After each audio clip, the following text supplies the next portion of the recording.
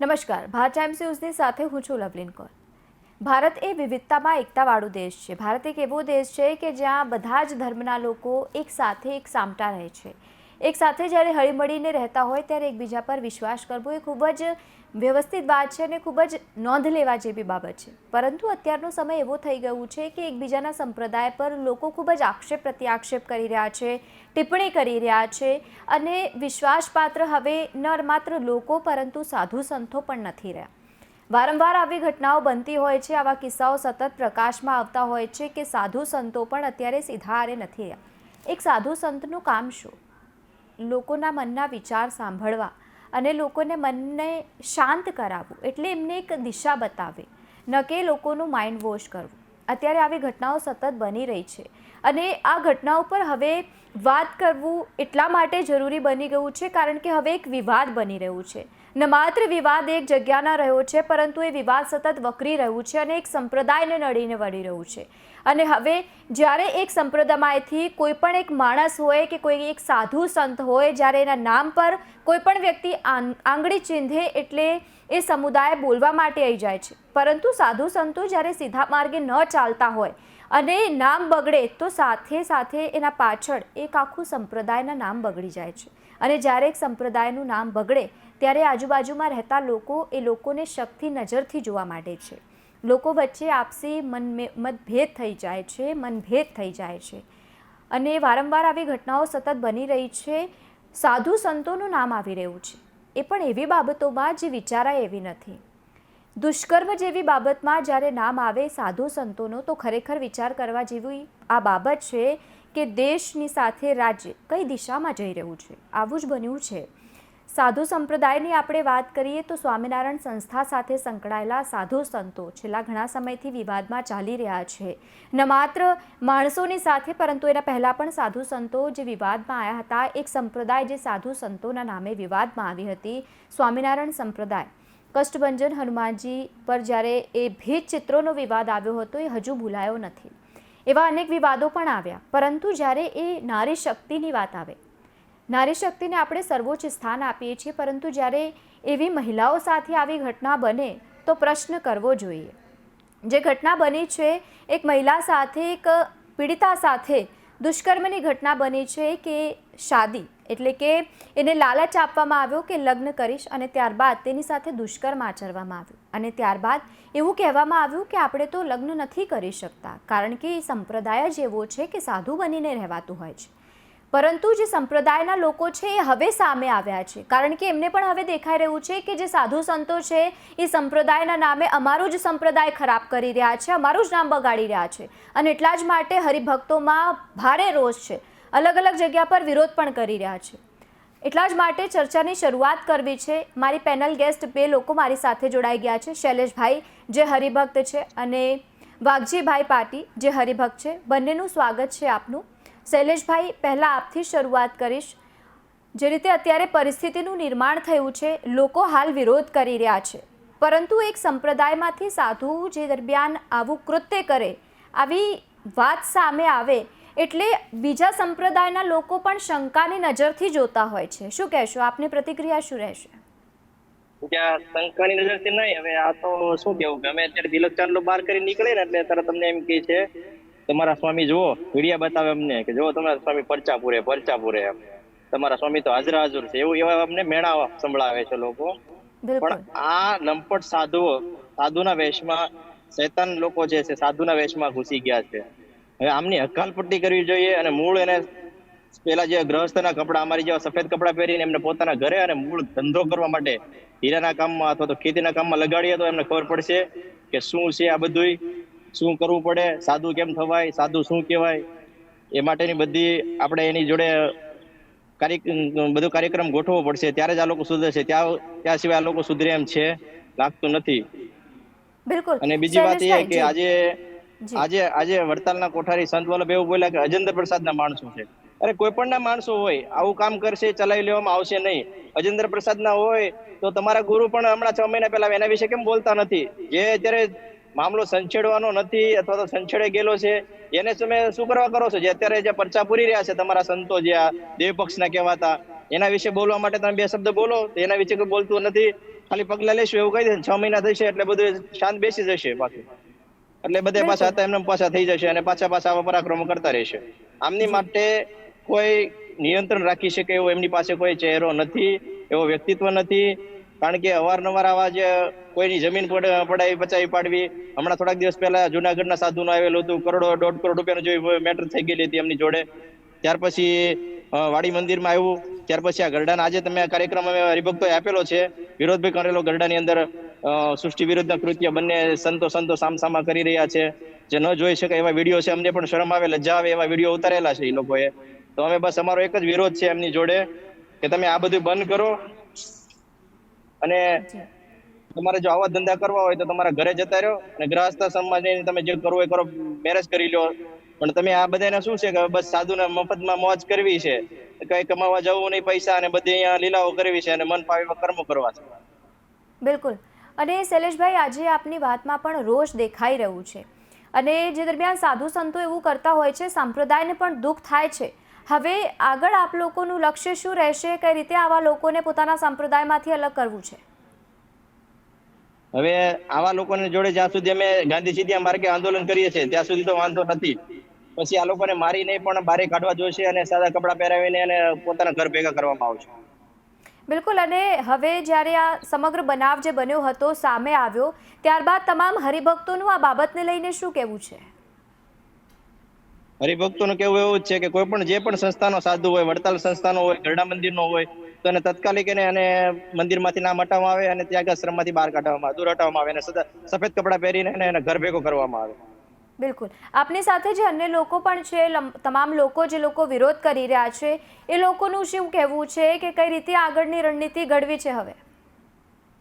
હવે અમે વડતાલની અંદર પણ આવેદનપત્ર આપેલો છે, ગરડાની અંદર આજે આવેદનપત્ર આપેલો છે. જો 6-7 દિવસમાં એની કાર્યવાહી નહીં કરવામાં આવે તો અમે અમારી પોતાની રીતે કાર્યવાહી કરશું. જો કે વડતાલની અંદર અમે દેવા ગયા તો ટ્રસ્ટીઓ પણ કોઈ પણ હતા નહીં, પણ આજે ગરડાની અંદર 3 ટ્રસ્ટીઓ હતા અને એનો ચેરમેન બહાર નીકળવા રાજી નહોતો, કારણ કે એ પણ એના ગુરુ પણ આ ઘણા વર્ષો પહેલા આક્રમણ કરીને બેઠેલા છે.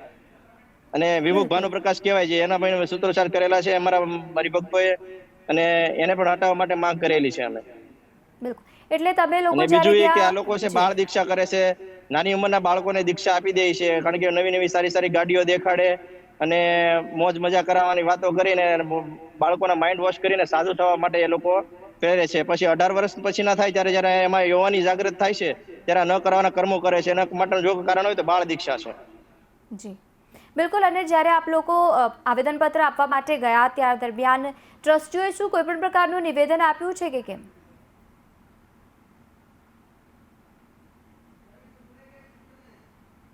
તો આજ મુદ્દે આપણી સાથે બીજા જે ગેસ્ટ પેનલમાં હતા વાઘજીભાઈ પાટી એ પણ જોડાયા છે. સ્વાગત છે આપનું પણ ભારત ટાઈમ્સ ન્યૂઝમાં. વાઘજીભાઈ, જે અત્યારે થઈ રહ્યું છે ખરેખર સ્વીકારાય એવી પરિસ્થિતિ નથી. કેવા પ્રકારના વિરોધ તમારે ત્યાં જોવા મળ્યા? નમસ્કાર મેડમ. પહેલા હું એમ કહું છું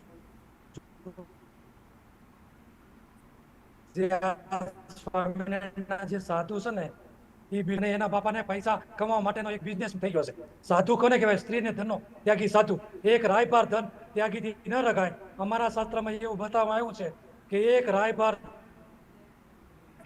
એને એટલું તો આ અમારા સાધુ કોઈ 500 કરોડ 1000 કરોડ ભગવાનનું ભૂલે નામ લેતા નથી, અને ખાલી કહેવાના ઉપરથી દેખાવના ધોતિયા પહેરી અને સાંડલો એટલે પૂંજાય 50% કરતા નથી. એકાદશી રહેતા નથી, હરિજયંતી રહેતા નથી, સનાતન ધર્મનો વિરોધ કરે. બાકી સનાતન છે ને એ સ્વામિનારાયણ સંપ્રદાય સાથે જોડાયેલો છે. સનાતન ને સ્વામિનારાયણ બે એક જ છે, અલગ છે જ નહીં. અને આ લોકો છે ને પૈસા માટે ગમે તે કરે, મુસ્લિમોની જોડે વ્યવહાર કરે, આ કરે, જગ્યા ઉપચાવે.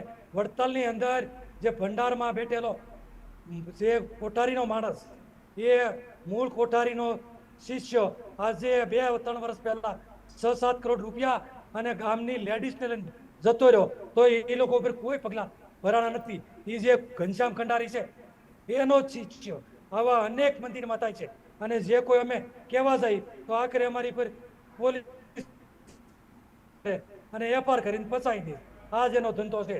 એની પડખે ચડો તો તમને માન પાન પૈસા ગાડીઓ બંગલા બધું જ કરી દે એના વેપાર માટે. આવું છે મેડમ. બિલકુલ, અને આપ લોકો ભેગા થઈને હવે બહાર આવ્યા છો, લડી રહ્યા છો અને આ લોકોને સંપ્રદાયમાંથી અલગ કરવા માટે પ્રયત્ન કરી રહ્યા છો. કેવા પ્રકારની આપ લોકોને પ્રતિક્રિયા મળી રહી છે? કારણ કે કોઈ એકથી ચાલતું નથી આ સંપ્રદાય, બધા જ હળી મળીને ચલાવી રહ્યા છે. એવા સમયમાં કયા પ્રકારની પડકારો આપના સમક્ષ આવી રહી છે?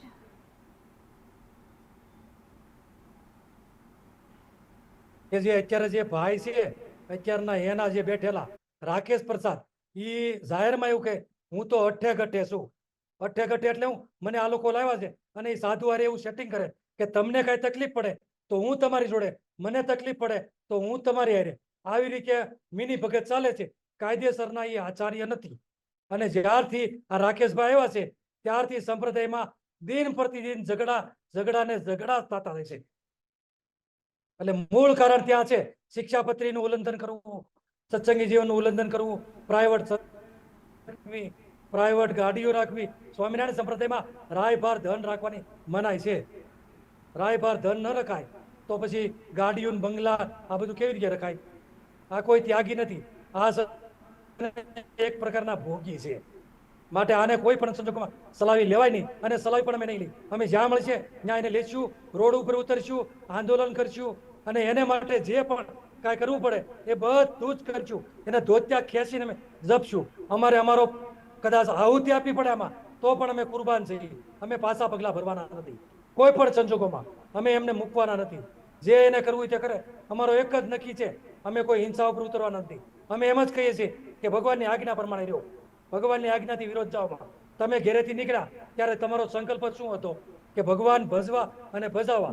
સાધુ માટે થવા માટે બે જ લક્ષ્ય હોય, ભગવાન ભજી અને ભગવાનના ભજન કરી અને ભગવાનના ધામમાં જવું. એને માટે બંગલા ન હોય, એને માટે ગાડીઓ ન હોય, એને માટે સ્ત્રી ધન ન હોય, કોઈ પણ પ્રકાર ન હોય. અત્યારે એમણે એના ભાઈઓ, બહેનો, કાકા, મામા મોટી મોટી સાઈડો ચાલે છે. સુરતમાં 25 માળના બિલ્ડિંગો ચલાવે છે. 25 બિલ્ડિંગો ચાલે છે.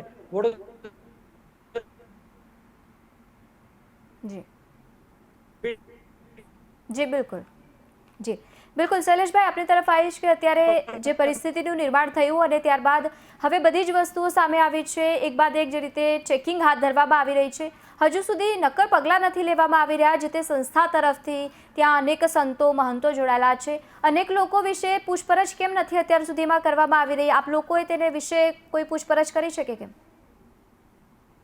પૂછપરછ કરવામાં એવું છે મેડમ કે આ ચોરના ભાઈ ઘંટી ચોર, આવો ભાઈ હરખા ને આપણે બે સરખા, એની ઘોડે છે. હવે મારો પગ ખુદ પોતાનો કાદવ વાળો હોય તો બીજાનો પગ મારે કઈ રીતના ધોવા જવો? એટલે આ જયારે પણ અમે આ માગણી કરેલી છે, જયારે આજે તમે જોયું મીડિયા ચેનલ ની અંદર કે ટ્રસ્ટીઓ એમ કીધું કે અમે આની પર તપાસ કરશું. વિડીયો લાઈવ છે, ન્યૂઝ પેનલ વાળા પાસે, પત્રકાર મીડિયા વાળા બધાની પાસે આવી ગયેલો છે. સામસામા એકાબીજા પેલા ન કરવાના સૃષ્ટિ વિરુદ્ધના કૃત્યો કરી રહ્યા. તમે સ્પષ્ટ જોઈ શકો, તમને પણ લજા આવે એવો વિડીયો છે.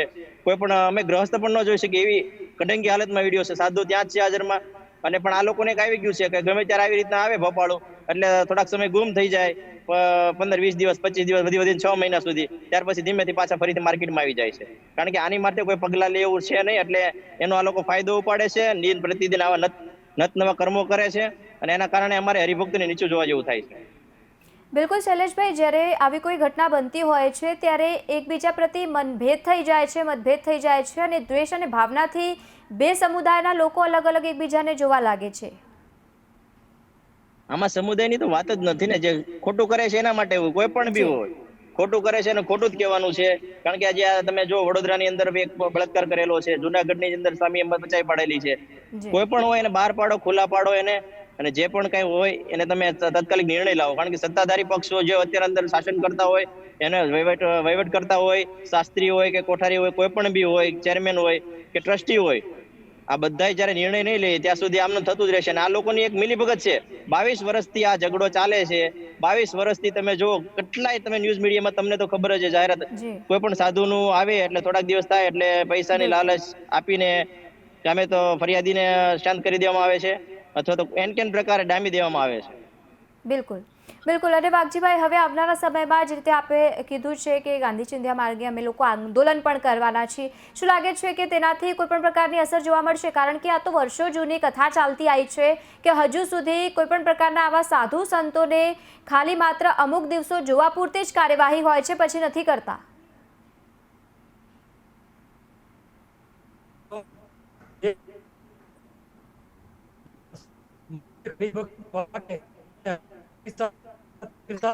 અને 73 જે સ્કીમ બનેલી છે વડતાલની એ પ્રમાણે વર્તાવાનું છે.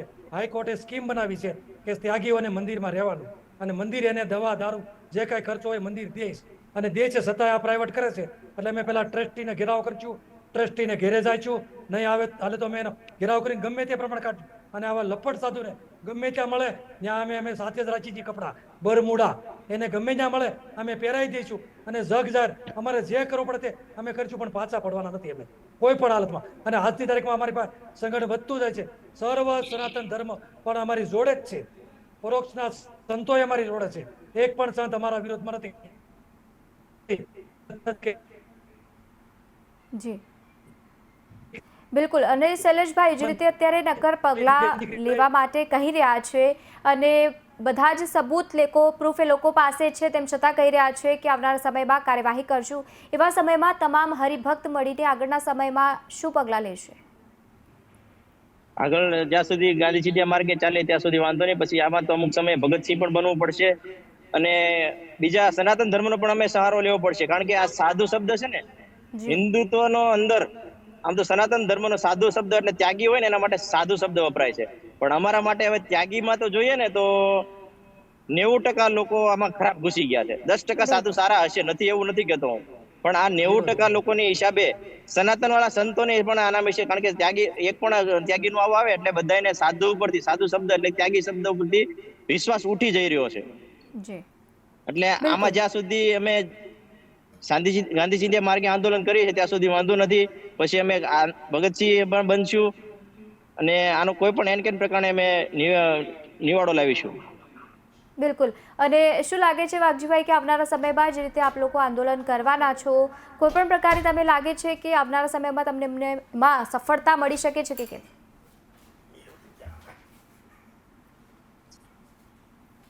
અમે કોઈ દિવસ પાછી પાની કરવાના નથી. જે કરવું પડે તે રોડે નીકળશે, બહાર નીકળશે, મંદિરમાં ઘૂસીને એને અમે કાઢીને જપવાના છીએ. અમે મૂકવા નથી. મંદિર અમારા પૈસે જ ચાલે, હરિભક્તોના પૈસે જ ચાલે છે.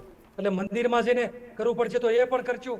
સરકારનો સપોર્ટ લઈશું, સંતોનો સપોર્ટ લઈશું, સારા સંતો એનો સપોર્ટ લઈશું. માત્ર લપટ સાધુ માટે છે આ, કોઈ સારા સંતો નતો. અમારા લાખ લાખ વંદન છે. એ એક હિન્દુત્વનું પ્રત્યક્ષ સંત છે. સંત છે એ કોઈ સામાન્ય વસ્તુ નથી. સંત બહુ ઊંચી પદવી નામ છે.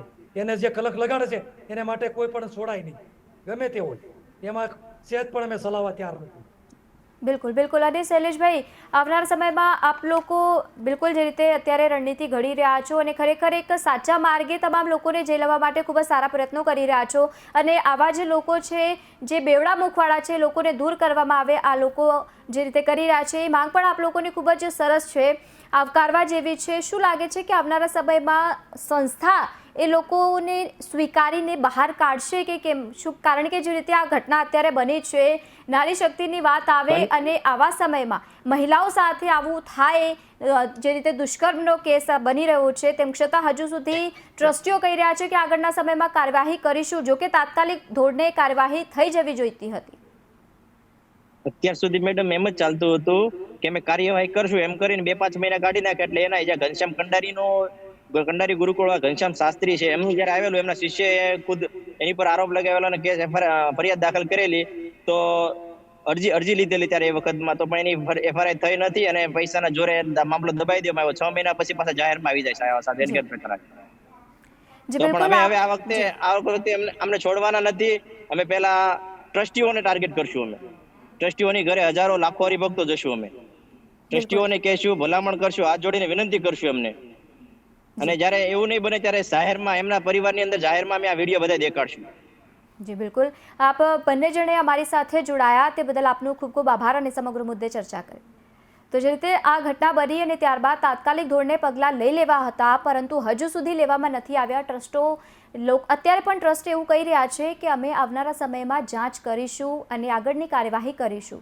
સમગ્ર પુરાવા આખા દેશમાં ફરી રહ્યા છે, મીડિયા સમક્ષ બધી જ વાતો આવી ગઈ છે, તેમ છતાં હજુ સુધી કાર્યવાહી નથી થઈ. એવા સમયમાં હવે હરિભક્તો પોતે જ જે રીતે રોષ ઠાલવી રહ્યા છે અને કહી રહ્યા છે કે હવે આવા જે લંપટ સાધુઓ છે તે લોકોને સંપ્રદાયમાંથી અલગ કરો, કારણ કે સતત એક સંપ્રદાયનું નામ બગડે છે અને એટલા જ માટે એના પર ચર્ચા થવી ખૂબ જ જરૂરી હતી. હાલ બસ આટલું જ. કાલે ફરી મળીશું એક નવા મુદ્દા સાથે. ત્યાં સુધી જોતા રહો ભારત ટાઈમ્સ ન્યૂઝ.